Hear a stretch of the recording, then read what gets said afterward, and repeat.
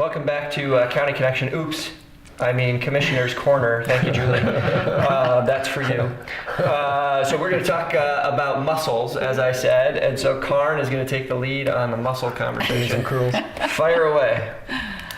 So these are not these mussels, but mussels like we wish we could eat. They're not considered good enough to eat. These are quagga and zebra mussels. They're terrible invasive species. They've destroyed ecosystems in the Great Lakes region.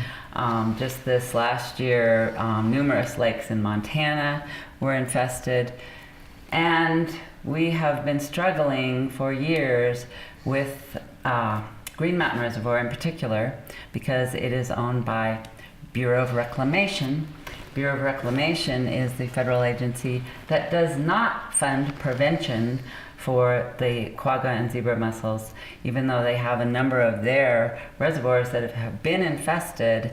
And once they're infested, it can cost millions of dollars to deal with these mussels that have attached on to turbines and other infrastructure.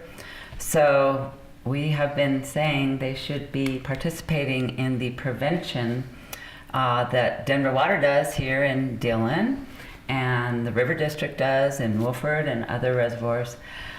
So the bad news is we are now aware that there are villagers. They are the larva form of the mussels that have been found in Green Mountain Reservoir. They come in on boats that have not been properly cleaned, coming from another reservoir like Lake Powell. And if they get established, there's really not anything you can do except spend a lot of money to clean off these creatures, and it really destroys the ecosystem. They're filter feeders, so they filter out all the algae, and which is the basis of the food chain. So you are left with pretty much distilled water that nothing can live in. So we are, at this point, just crossing our fingers that these villagers, these larvae, don't get established as adults. Wow. The adults take over and cover every surface. And once they're established, they produce literally millions of larvae that then continue to take over. So it's devastating, and we are very, very unhappy that this has happened in Green Mountain, and we're still just crossing our fingers. There's not much else we can do at this point, except for fund it properly in the future. And at this Bureau of point, Reclamation. At this point, Bureau of Reclamation will now puts Green Mountain on a different list for the next 3 years, where they'll be doing more boat inspections, which should have been done previously. And paying for monitoring of some sort or another, correct? And they have a pot of money to spend millions of dollars after the fact to deal with the infrastructure damage and cleaning, but they don't have a pot of money for that ounce of prevention. So we're hoping, we've been saying it over and over to all of our legislative representatives, and we're hoping that we can get a fix. Interior Secretary Zinke knows this because it's in his backyard, literally, in Montana. So we're hoping that they can come up with a simple fix of a little bit of prevention. Wow. Makes you wonder what's going on in D.C. Anything else you guys want to add on that one? Karn's been doing an outstanding job.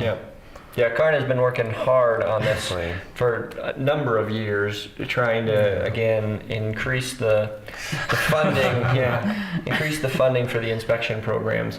And what we suspect happened in this case was either a boat was launched somewhere where there was not an inspection site, or when the inspection site was not open, somebody launched a boat, and because it was the amount of time and the amount of locations has been reduced over the years because of lack of funding, there's more opportunities for something like this to have happened. So, okay. All right, let's talk quickly. There's no segues at all in today's show. I'm way out of practice, and so we're just moving to whatever. So West Hills, which is a county partnership workforce housing development in Keystone, is getting rolling. And so, Thomas, you want to talk a little bit about that? Sure. West Hills on the east side of the county, but on the west side of Keystone. Yes. So that's how it got its name. And this is a partnership with Tim Crane. He's doing the first 25 for-sale units. And then there's another 41 in the second phase. Yep. That would be the counties. And they're for-sale units and targeted for 100% AMI. And so got through that approval process here earlier this summer, and they're out there getting into the dirt and getting the project going. Yep.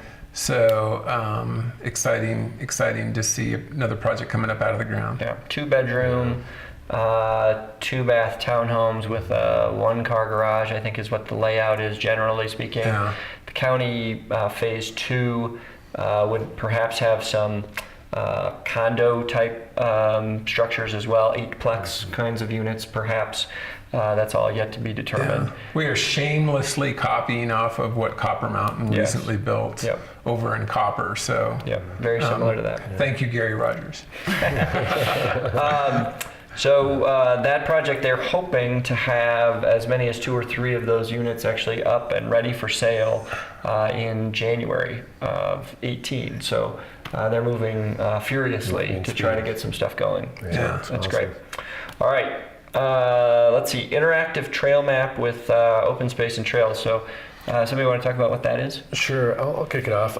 We have the amazing new interactive app, more or less. You can go to our county website, summitcounty.gov/trail map, I believe. Yeah. And it's very interactive. You can just see like exactly where you're at, what trails are right around the corner. There's no excuse to get lost now in the backcountry. And what I think is really amazing, it's all been done in-house. So great to have Rich Ferris from GIS department really help put that together. But just years of experience around the community, the latest and greatest trails that are out there are highlighted on this new not really app, it's on our website, I believe. So But you can put it on your home screen. Yeah. Right. And I found it works really well on your little phone. They designed it to be friendly for mobile. Yep. So yeah, it's slick. yeah. Yep. So it'll give you information about trails, about trailheads, where they are. We expect to continue to add more and more information to sort of the background of the application, so that it's more and more user friendly as time goes by. So this is sort of the initial launch, and we'll call it the bare bones version. But over time, there'll be more data and more information that's added to it, so you'll be able to get more details about each of the trails and what kind of parking is available at the trails and so on. So continue to use it now, and then continue to see some enhancements over time. So great. Yeah. All right, we're going to take another break. We're going to be back, and we're going to talk about safe routes to schools. And this is slightly a segue: safe routes to schools and ambulance service. Safe. So,